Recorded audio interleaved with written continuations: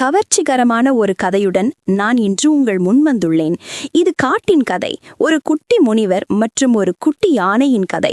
பச்சை பசேல் என்ற காட்டின் ஆழத்தில் பறவைகளின் மெல்லிசையும் காற்றின் சப்தமும் நிறைந்த ஒரு சிறிய ஆசிரமம் இருந்தது. அங்கேதான் அந்த குட்டி முனிவர் வாழ்ந்து வந்தார்.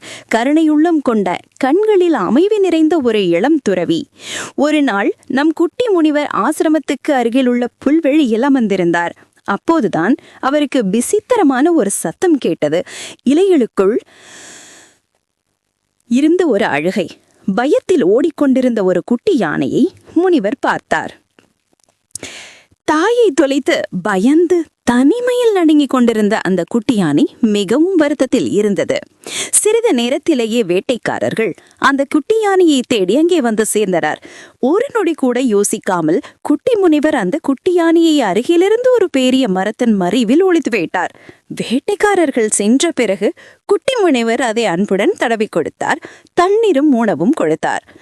அன்றைய தினம் அந்த குட்டி யானையின் கண்களில் ஒரு புதிய வெளிச்சம் தெரிந்தது. பயத்திற்கு பதிலாக நம்பிக்கையின் ஒளி. நாட்கள் கடந்து சென்றன. குட்டி யானை முழு ஆரோக்கியத்துடன் ஆனது.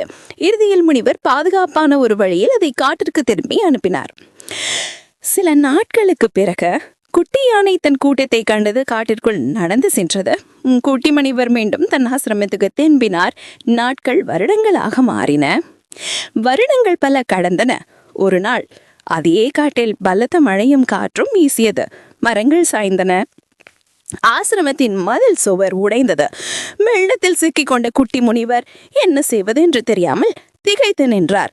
அந்த நேரத்தில் எதிர்பாராத விதமாக காட்டின் ஆழத்தில் இருந்த பலமான ஒரு கஞ்சனே, அது வேறு யாரும் இல்லை, அந்த யானைதான். இப்போது வளர்ந்த பெரிய வலிமையான யானை. அந்த நீண்ட துத்திக்கையால் குட்டி முனிவரை மென்மையாக தூக்கி பத்திரமாக ஆசிரமத்தில் கொண்டு சேர்த்தது. மழை நின்றதும் குட்டி முனிவர் வானத்தை பார்த்து சிரித்தார். வருடங்களுக்கு முன் அவர் செய்த ஒரு சிறிய கருணை செயல் இன்று அவருக்கு வாழ்க்கையாக திரும்பி வந்திருக்கிறது. குழந்தைகளே, நாம் செய்யும் நல்ல விஷயங்கள் எதுவும் ஒருபோதும் வீணாக போகாது. அது யானையின் நினைவு போல நிலைத்திருக்கும். ஒரு நாள் ஆச்சரியமாக நம்மிடம் வந்து சேரும். நீதி, நன்மை செய்தால் நன்மையே விளைவும். கருணைக்கு எப்போதும் ஒரு வழியை கண்டறியும்.